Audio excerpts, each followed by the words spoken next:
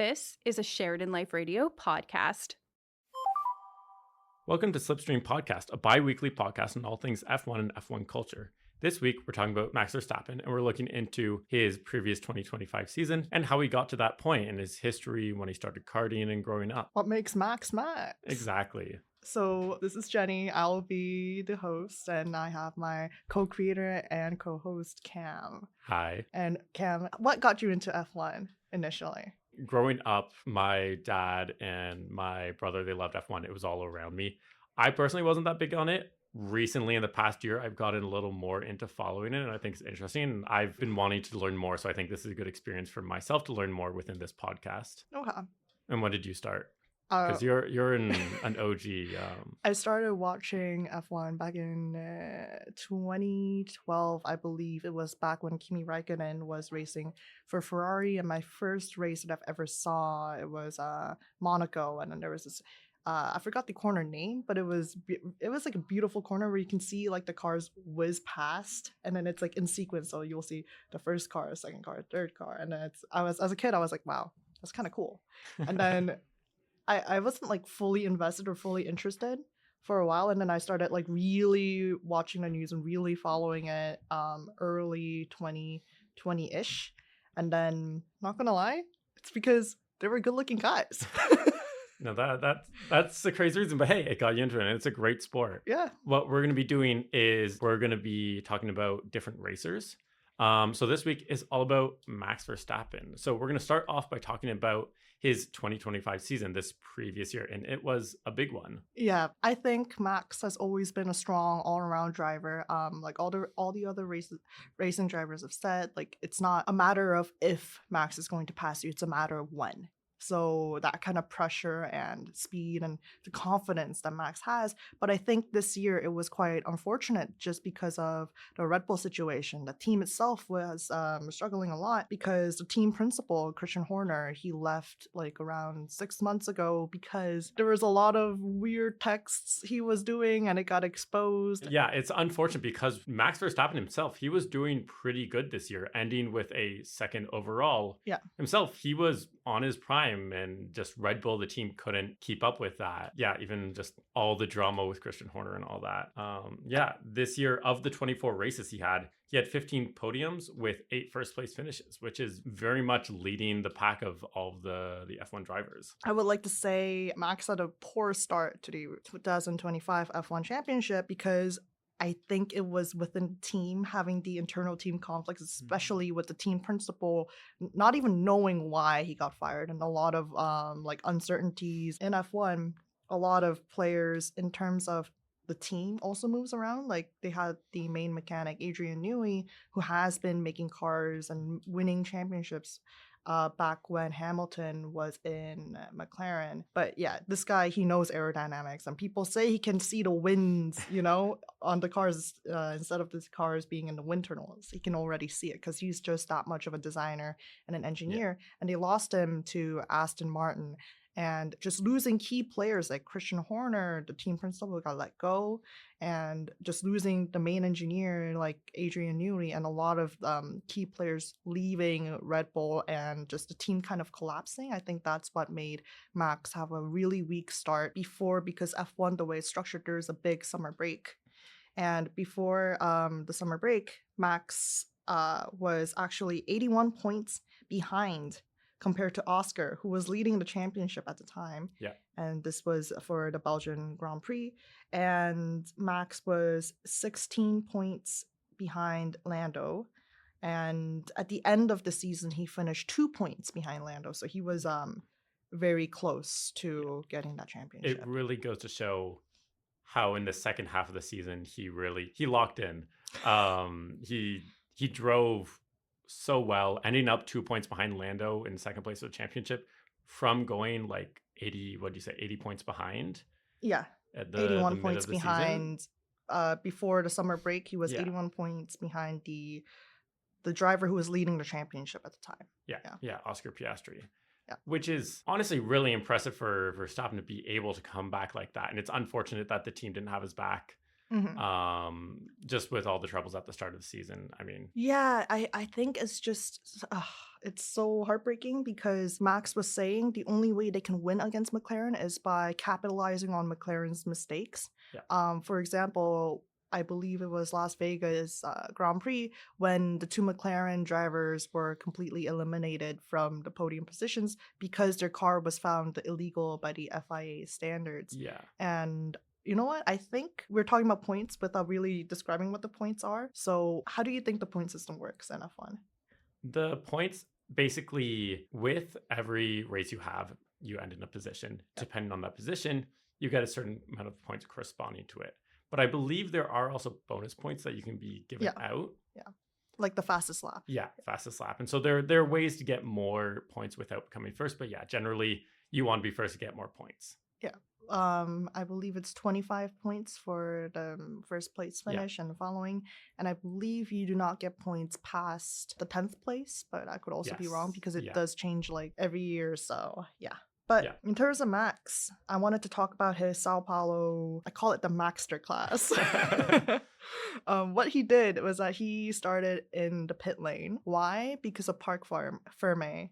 Do you know what Parc Ferme is? I don't know what that is, no. Okay, what do you think it means in French? Like, if you translate it from French to English, what is Parc Ferme? I mean, that's literally translated. Closed park. Closed park. What do you think closed park means? If you were to speculate. Yeah. Closed park, it would mean you can't park there. You can't park there. Because you don't want to be parking in F1, you want to keep going. Okay, and why would you not be allowed to park there? Because there are cars moving. No. Okay, so Parc Ferme, closed park, you are correct. Why would you not be able to? Because normally F1 drivers, they start on the grid going first to 20th, and normally the first place goes to, the person who has raced and then gotten the fastest position during the practices. So before the race, there's like 2-3 practices, and the person who gets, the fastest finish, they get to have the privilege of starting first in the grid, so they don't have to have the same advantage of someone who has to start at the back of the grid and have to overtake the other 19 drivers. They can be leading the race instead. And Parc Ferme is what happens when the FIA, which is the safety and organization who oversees F1, when they find that their whichever car has made unauthorized or illegal adjustments, for example, making too many changes or doing something illegal. For example, F1, they'll say you need to have this many millimeter of a floorboard, and if you exceed or go under, it's like, okay, that car is now illegal because it may have advantages that the other cars don't. Right. So they found that Max Verstappen's car was technically illegal by FIA standards, so as a result, they punished Max by making him start on the pit lane instead of, the grid, which is where you would normally park. Yeah. That's where you normally start the race. Yeah. And why do you think that race is so important? I mean, knowing Max Verstappen, I'm guessing he started from the pit lane, then he got first in the end. He made a crazy comeback. He did make a crazy comeback. He didn't make it to the first, but he made it to third place. Okay, that's still good. Like, that's podium. You're getting good points from that. Like, it's really Max-tacular. Max-tacular. Maxterclass. I mean, it's such a statement because starting from pit lane, you're not even starting on the grid. So you're at a significant disadvantage. And he had to overtake the 17 other drivers or 16 other drivers in order to get to the third place. And actually, it was I think it was fantastic. That was such a fantastic race. Because it really proved that Max, has what it takes to win those kind of races. Yeah, and it shows his grit, his determination to be coming back from that unfortunate start of the season. Should we do a break here? Yeah, break. Hey, it's Amelia, founder of Sheridanlife Radio.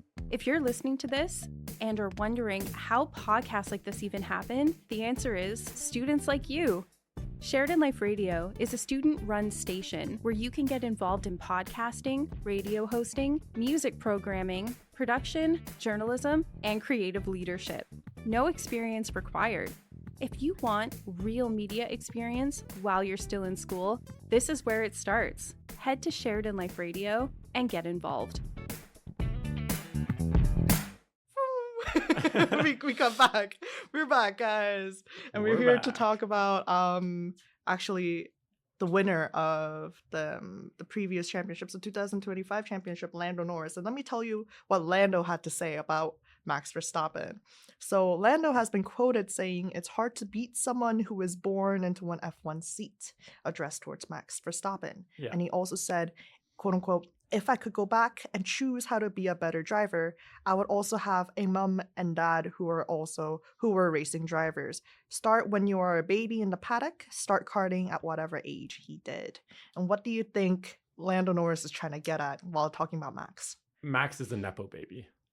Whoa. I mean, okay, whoa, not really, but like that's just what he's saying. Max grew up, like he started driving young. He Yeah. had two parents who were in karting. His dad was Yeah. a former F1 driver. Yeah. His mom was big in the karting scene. As well, yeah. Yeah, Because the parents met together yeah. while karting, yeah. Now, growing up, his parents did divorce when he was at a young age and he went to stay with his father. But even so, he had such a big karting influence in his Mhm. life.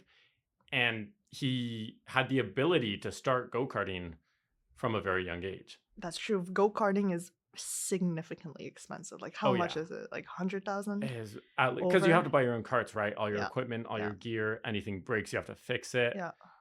F1 is very much a rich person sport. You need to have money to get into it, It's or at hard, least you need a or sponsorship. a lot of sponsorships, or Yes. your dad working 3 jobs like Lewis Hamilton.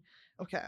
But I wanted to touch upon these quotes because I think Lando was kind of disregarding in Max in terms of like saying, okay, he had these great privileges. And I'm guessing, obviously, Lando thinks if he had the same privileges, he would be a better driver. But I think that's wrong to say Max's ability to win and capitalize on such things by proving that he's such a dominant driver is not just based upon his luxury to have parents who are from karting, because you could make the same case about Michael Schumacher's son, Mick Schumacher, who was also in the F1 scene. Yeah. And Michael is a 7-time world champion. Mick had the same privilege of having a father who is a world champion, but when he was in the racing scene, he didn't perform so well. Yeah. I think Max, he had a good start, and it's what got him to the point to be able to compete in karting. But it's his own abilities and it's his own mindset that really pushed him forward. This is kind of a hard thing to say because Jos Verstappen raced for F1 from 1994 to 2003 alongside Michael Schumacher, the Red Baron, the legend, 7-time world champion. This obviously allowed Max to meet Schumacher when he was a baby and be around the racing culture.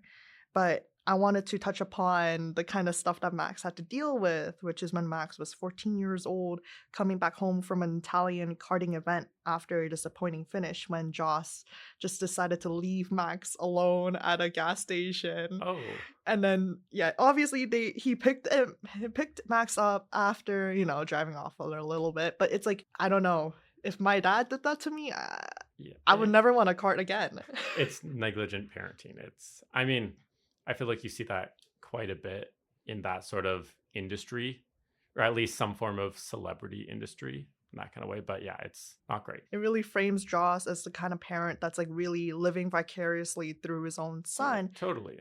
But I think the difference between Mick and Michael Schumacher versus Jos and Max Verstappen is that Michael is a world champion and Mick had the opposite effect of, wow, I need to live up to my dad's name. I need to be as great as my dad. And everybody is thinking that I'm going to be great because of my dad's success. While Max has the opposite thing of Jos was never a super good driver in F1. Like he wasn't like a world championship winner. He did get 2 podiums or 2 wins at least, but it's not to the degree where like everybody is like, oh, I remember Jos Verstappen. He was more of like a forgettable face in the F1 scene. And now that made Max be like, okay, like he has something more to prove. He has that potential to put that Verstappen name as a world champion. And I think those two had like the opposite of like what happened to themselves in that F1 scene. Yeah, it's very much the dad's trying to live through. Jos is trying to live through Max.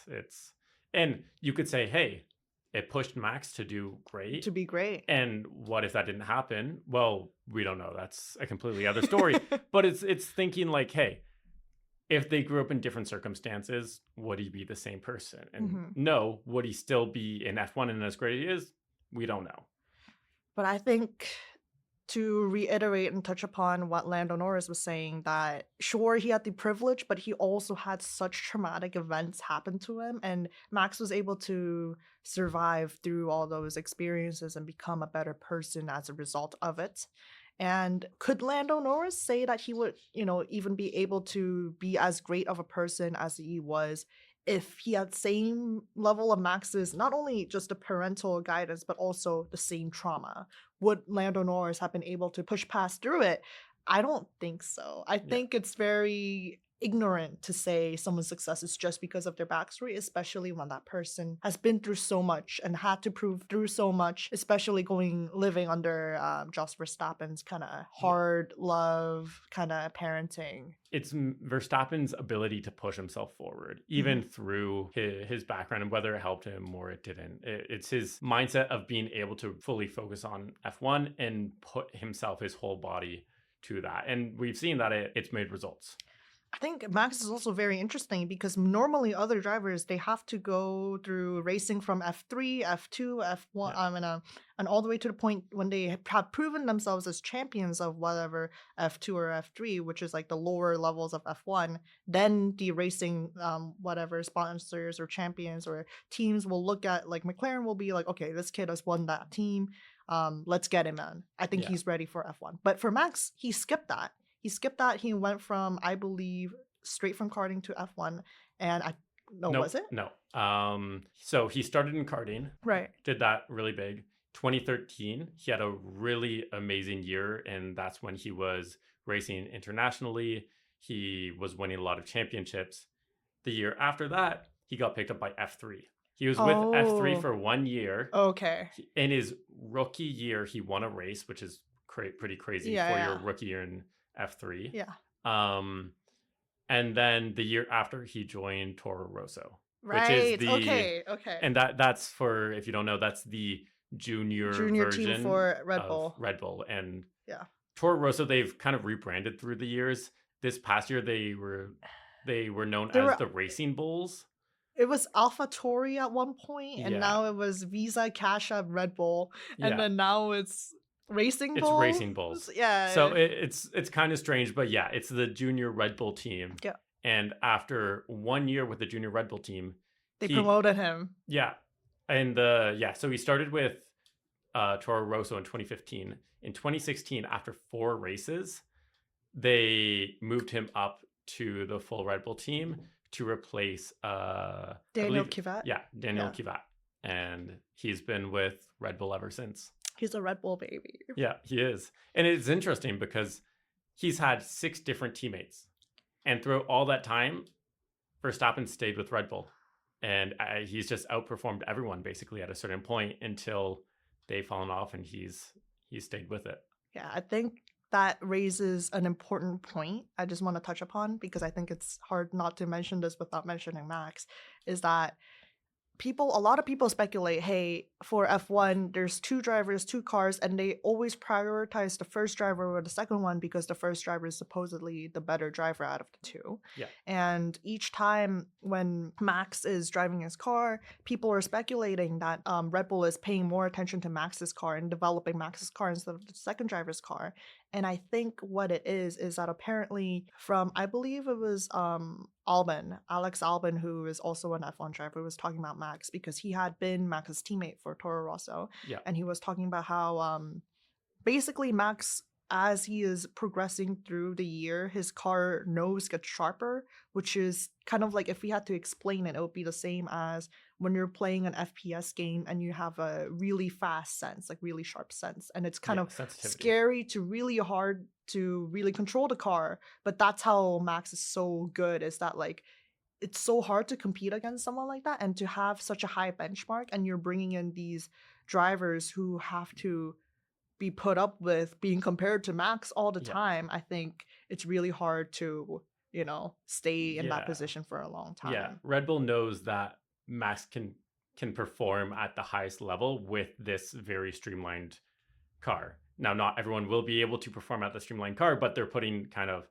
all their eggs in one basket, which is Max Verstappen. They're really it's been working. He won four world championships. Yeah, it's true. And so, hey, it worked. Now this year we'll see what happens, because he didn't win Yeah. But that's, again, like we talked about, that's a lot It was of a lot of outside team, yeah, circumstances. as well. Especially Max's personal racing engineer, who's known as GP.